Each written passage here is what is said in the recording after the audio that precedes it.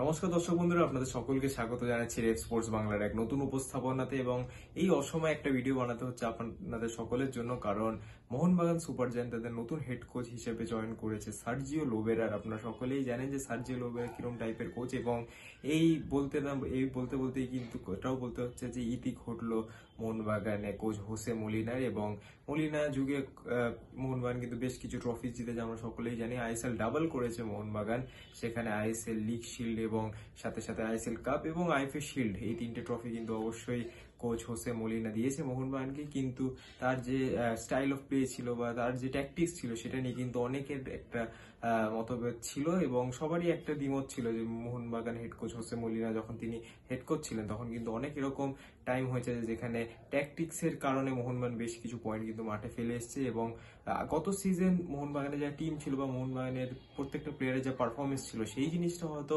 সেভাবে ফুটে ওঠেনি মোহনবাগানের খেলার মধ্যে। কিন্তু এই সিজন সেটা কোথাও না কোথাও আমরা বুঝতে পারছি মোহনবাগানের খেলার মধ্যে, যে মোহনবাগান যেরকম খেলে থাকে সেরকম কিন্তু তাদের খেলাটা লাগছে না, এবং কোথাও না কোথাও টিমটা আটকে আছে ট্যাকটিক্স এর মধ্যে দিয়ে। মানে আপনারা যদি বলেন যে মোহনবাগানের যা এই স্কোয়াডে যা ট্যালেন্ট আছে, এই স্কোয়াডে যা পোটেনশিয়াল আছে, সেই পোটেনশিয়াল মতো কিন্তু মোহনবাগান খেলতে পারছে না। এবং এই কারণে ডুরান্ট থেকে শুরু করে সুপার কাপ প্রত্যেকটাতেই কিন্তু মোহনবাগান নকআউট রাউন্ডে যেতে সফল হয়নি, বা ডুরান্ট কাপে তারা নকআউটে গেছিল, কোয়ার্টার ফাইনালে গেছিল, কিন্তু তারা কিন্তু তারপরে টুর্নামেন্টে প্রোগ্রেস করতে সফল হয়নি। এবং এটার জন্যই কিন্তু মোহনবাগান সুপার জায়ান্ট ম্যানেজমেন্ট ঠিক করে যে কোচ হোসে মলিনাকে এখন স্যাক করে দেওয়া উচিত, এবং তাকে সরিয়ে কিন্তু আনা হলো। ভারতীয় ফুটবল মানচিত্র যে একদম প্রপার ভাবে চেনে, হাতের তালুর মতো চেনে পুরো ভারতীয় ফুটবলকে, সেরকম একটা হেড কোচ। এবং সেই যদি এরকম একটা প্রোফাইল যদি খোঁজা, তাহলে একটা কোচের নামই মাথায় আসে এখন যে মার্কেটে আছে, কোচ সার্জিও লোবেরা। এবং যদি কোচ সার্জিও লোবেরার কথা বলি আপনাদেরকে, তাহলে আপনারা অনেকেই জানেন যে সার্জিও লোবেরার যে আধিপত্য আছে ভারতীয় ফুটবলে। ইনফ্যাক্ট আমি যদি আপনাদেরকে একটা কোশ্চেন করি যে আইএসএল এর শুরু হওয়ার পর ইন্ডিয়ান ফুটবলে বেস্ট কোচ কে, তাহলে অবশ্যই আপনারা অ্যান্টনি হাবাসের নাম তো বলবেই, কিন্তু সে হয়তো দ্বিতীয় পজিশনে থাকবে। কারণ প্রথম পজিশনে এমন একটা কোচ আছে যিনি কিন্তু আইএসএল লিগ শিল্ড একবার নয়, দুবার নয়, তিনবার জিতেছেন, আইএসএল কাপও তিনি জিতেছেন, এবং নকআউটে কতবার যে তার টিমকে তিনি কোয়ালিফাই করেছেন সেটার কিন্তু কোনো হিসেব নেই। তো একটাই নাম সার্জিও লোবেরা, তিনি কিন্তু এই প্রথম স্থানেই থাকবে যদি ভারতীয় ফুটবলে আধিপত্যের কথা বলতে হয় এবং বেস্ট কোচের কথা বলতে হয়।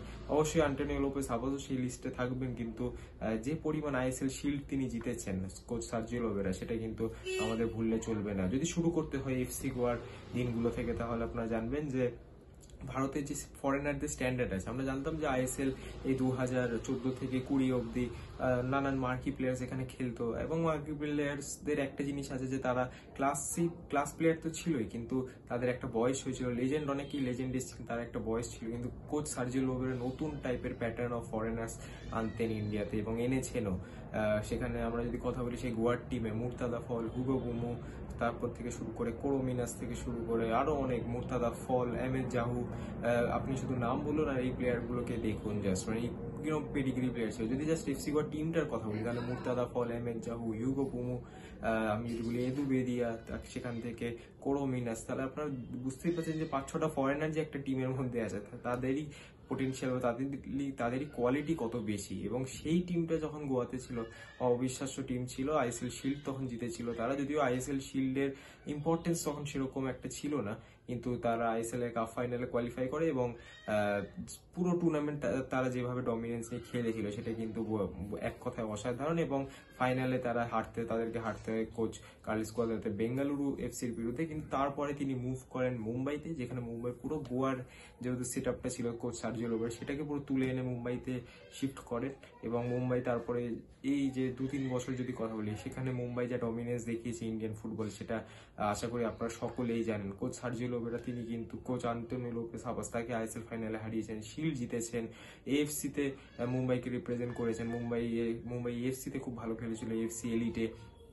এবং সেখান থেকে যদি কথা বলি, তাহলে অবশ্যই যে মোহনবাগানে যে পুরো টিম আছে, এখন যে পুরো টিমটা আছে, সেখানে কিন্তু একটা নতুন কিছু আশা করতেই পারে মোহনবাগান সমর্থকেরা। এবং আরেকটা কথা অ্যাড করতে হবে, সার্জিও লোবেরা তিনি যেরকম সিস্টেমে খেলেন বা তিনি যেরকম অ্যাটাকিং স্টাইল অফ প্লেতে খেলেন সেটা কিন্তু অবশ্যই দৃষ্টিনন্দন। এক কথায় আমরা অনেকের কাছে শুনেছি যে কোচ হোসে মলিনা বা মোহনবাগান যেভাবে খেলে দেখতে অতটা সুন্দর লাগে না খেলাটা, কারণ মোহনবাগান ঠিকই গোল করে ম্যাচ জিতে যাচ্ছে, কিন্তু যে দৃষ্টিনন্দন ফুটবল আমরা আশা করি যে 90 মিনিট ধরে একটা টিম প্রেস করবে, সিস্টেম্যাটিক অ্যাটাক করবে, সুন্দর বিল্ড আপ করে অ্যাটাক করবে, বল পজিশন রাখবে, সেরকম ফুটবল হয়তো আমরা আশা করি বা আমরা দেখিনি মোহনবাগানের থেকে। কিন্তু এই সার্জিও লোবেরার আন্ডারে কিন্তু মোহনবাগান একটা অন্য ব্র্যান্ড অফ ফুটবল খেলবে এবং সেটা দেখতেও কিন্তু খুব ভালো লাগবে। এবং attacking brand of football, ruthless football, অ্যাটাকের পর অ্যাটাক উঠবে, মাঝখান থেকে হোক, বিন থেকে হোক, সব জায়গা থেকে কিন্তু অ্যাটাক তুলবে এই কোচ লোবেরার মোহনবাগান। কিন্তু অবশ্যই তার সাথে সাথে একটা প্রবলেম আছে, যেখানে আপনারা জানেন যে কোচ লোবেরা যেখানেই যান, প্রথমে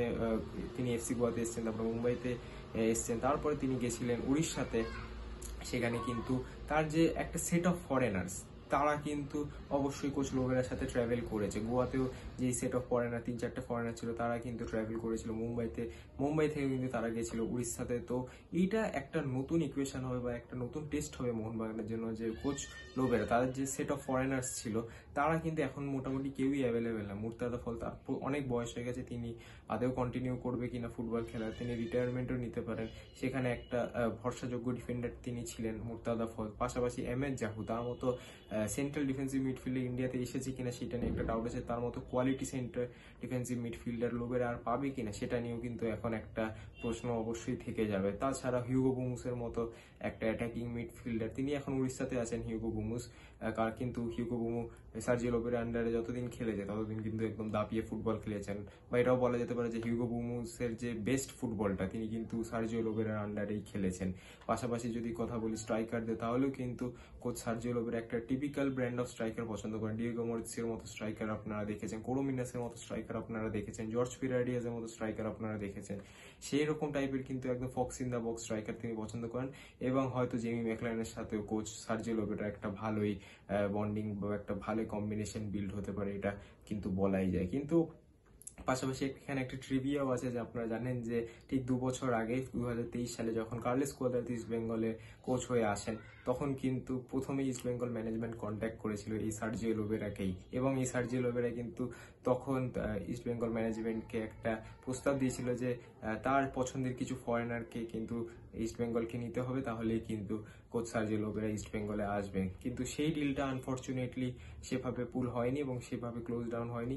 সেই জন্য কিন্তু কার্লোস কোয়াদ্রাদো পরে ইস্ট বেঙ্গলে হেড কোচ হিসেবে আসেন এবং সার্জিও লোবেরা চলে যান উড়িষ্যাতে, যেখানে মুম্বাই সিটি এফসি থেকে এমএস জাহু, তারপরে মুর্তাজা ফল, তাদেরকে কিন্তু তিনি নিয়ে গেছিলেন। তো এটাই দেখার বিষয় যে মোহনবাগানে সার্জিও লোবেরা কিরকম ফুল ফোটাতে পারেন। মোহনবাগানে কি সার্জিও লোবেরা সেই যে ডমিনেন্সটা তিনি দেখিয়ে এসছেন এফসি গোয়া হোক, মুম্বাই সিটিতে হোক, সেটা কি মোহনবাগানের রেপ্লিকেট তিনি করতে পারবেন? এবং যদি করতে পারেন তাহলে কি নতুন ব্র্যান্ড অফ ফরেনার তিনি আনবেন, সেটাতে কিন্তু অবশ্যই একটা নজর থাকবে আমাদের সকলেরই। এবং সব থেকে ইম্পর্টেন্ট যেটা, কোচ সার্জিও লোবেরা তিনি কিন্তু ডিপেন্ড করেন একটা ফরেন ডিফেন্সিভ মিডফিল্ডের উপরে, সেটা যেখানেই তিনি খেলাক সেখানে কিন্তু এমএস জাহু তার পার্ট যে বা তার যদি প্ল্যানটার কথা বলি, গেম প্ল্যানের কথা বলি, সেটা কিন্তু একটা মেইন পার্ট ছিলেন এমএস জাহুর মতো একজন প্লেয়ার। এবং সেই এমএস জাহুর রিপ্লেসমেন্ট কে হবে? কারণ মোহনবাগানে কিন্তু অ্যাট দিস মোমেন্ট কোনো ফরেন মিডফিল্ডার নেই। তাহলে নতুন কোনো প্লেয়ার কি মোহনবাগান আনবে, সেটার দিকে অবশ্যই আমাদের নজর থাকবে। কিন্তু আপাতত এটাই যা,